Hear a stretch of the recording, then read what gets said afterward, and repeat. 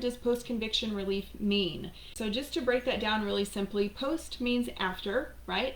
And conviction is when you were convicted. So when the judge pronounced your sentence at trial, you were considered convicted. Even in the post-conviction sense, even when the judge signs your order of deferred adjudication or your order of community supervision, that is considered a conviction for post-conviction relief purposes. We won't get into all the other ways that it's not really conviction, but sometimes it is a conviction.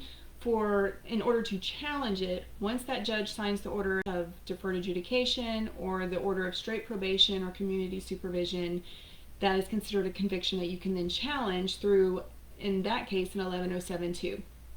Otherwise, once the judge pronounces your sentence at trial, they sign the judgment, then you have your timelines, 30 days to file that notice of appeal. Once you're all the way through that appeal process, then you can file an 1107 writ of habeas corpus to challenge a felony conviction. Remember, those are only for felony convictions.